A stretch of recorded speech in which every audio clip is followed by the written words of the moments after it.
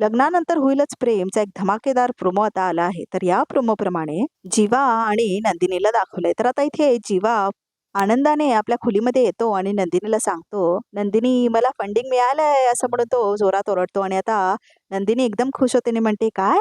तर आता दोघेही जीवा आणि नंदिनी एकमेकांना घट्ट मिठी मारतात आणि आता जीवा म्हणतो, "मला आयुष्यात खूप पुढे जायचंय नंदिनी," असं म्हणतो आता जीवा.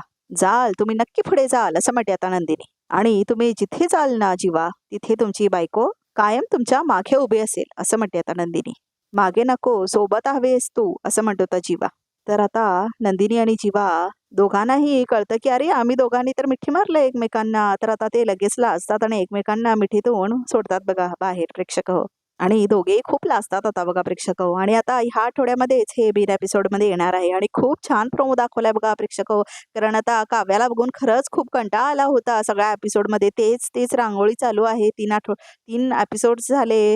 काव्या, पार्थ आणि मानिनीचा बघून खूप कंटाळा आला होता. तर आता खूप छान वाटायला लागलंय नंदिनी आणि जीवाचं जे हे सगळं बघून.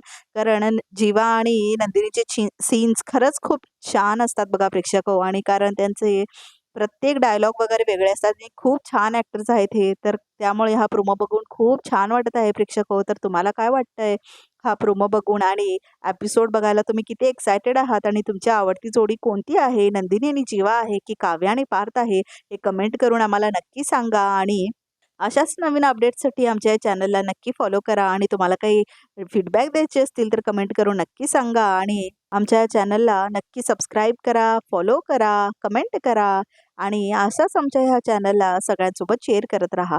तर आता बघा प्रेक्षक वळूया आता प्रोमोकडे. तर आता हा प्रोमो जो दाखवत आहे त्याच्याप्रमाणे आता जीवाला बघा फंडिंग मिळालेलं आहे. म्हणजे आता जीवाला फंड पाहिजे असतात. कारण आता त्याने नवीनच सुरुवात केली आपल्या कामाला. म्हणजेच आता मिनिमल कॉस्ट बिल्डिंग्स ही जी कल्पना असते तिची त्याच्यासाठी त्याला फंडिंग पाहिजे असतं आणि आता ते फंडिंग त्याला मिळालेलं आहे. त्यामुळे आता जीवा खूप आनंदात आहे आणि आता तो पहिलीच वेळ आहे जिथे काम करणार आहे बघा प्रेक्षक हो. कारण पार्थ तर काम करतच असतो आपल्या कंपनीमध्ये. पण आता जीवाने स्वतः काहीतरी नवीन आयडिया केली आहे आणि नवीन तो बिझनेस चालू करणार आहे.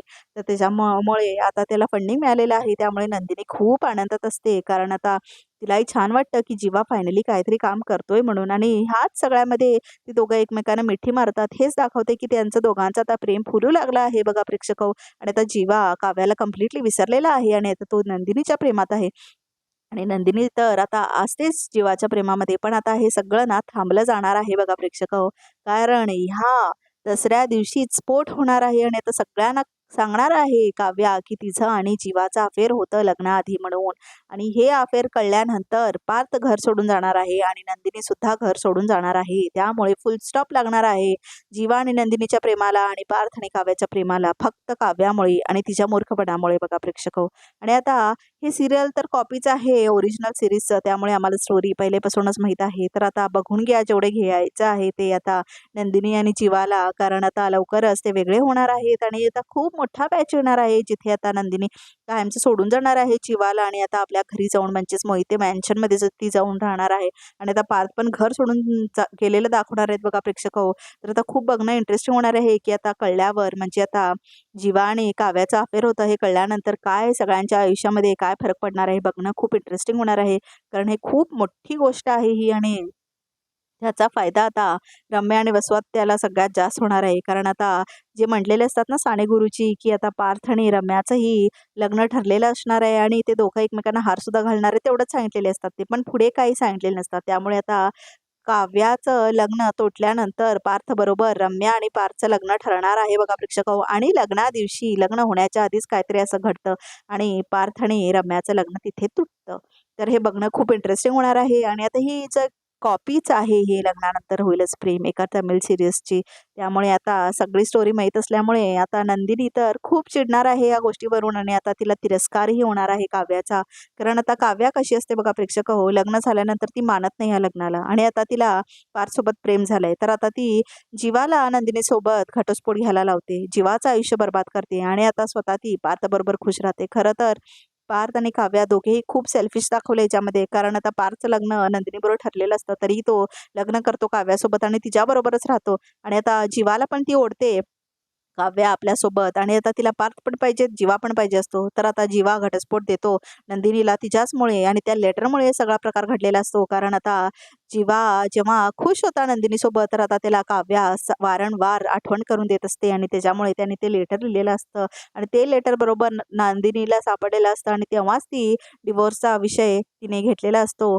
आणि तिच्यामुळेच काव्यामुळेच खरं तर हा डिवोर्स होतोय जीवा आणि नंदिनीचा. तर आता काव्याच जबाबदार आहे ह्या चौघांचं आयुष्य बरबाद होण्यासाठी. बघा प्रेक्षक हो, कितीही काव्याला छान छान म्हटले तरी लोक ह्या सिरियल प्रमाणे तर काव्याच सगळ्यात सेल्फिश कॅरेक्टर आहे आणि त्याच्यानंतर पार्थ हे सगळ्यात सेल्फिश कॅरेक्टर आहे. कारण ह्या दोघांनीच चौघांचं आयुष्य बरबाद केलेलं आहे. त्या दिवशी पण जर काव्या सांगितली असती की माझं प्रेम दुसऱ्या मुलावर आहे तर सगळं बरोबर झालं असतं, पण ती सांगत नाही आणि लग्न झाल्यानंतर जीवालाही सुखाने जगू देत नाही. तिला रोज त्रास देत असते ती घरात राहून आणि आता तो डिवोर्स घेतल्यानंतर आता ही आराम पार्थच्या प्रेमामध्ये आहे आणि ती आता जीवाला खालीपणा दाखवत असते. बघ कसे सेटल्ड आहे पार्थ वगैरे, म्हणजे खूपच सेल्फिश दाखवलंय तिला. बघा प्रेक्षक हो, प्रेमामध्ये खरं तर लोक स्टेटस वगैरे बघत नाहीत, पण ही काव्या कुठे ना कुठे तिच्या मनात होतच असेल ना की जीवा काय काम करत नाही, तो काय कमवत नाही, तुझं काही क्लायंटशी कनेक्शन नाही. पण आता बघा प्रेक्षक हो, कसं त्याला खालीपणा दाखवते ती आणि तुझा काय संबंध क्लायंटशी वगैरे असं म्हणत असते ती. तर त्यामुळे आता बघा प्रेक्षक हो, बघणं खूप इंटरेस्टिंग होणार आहे.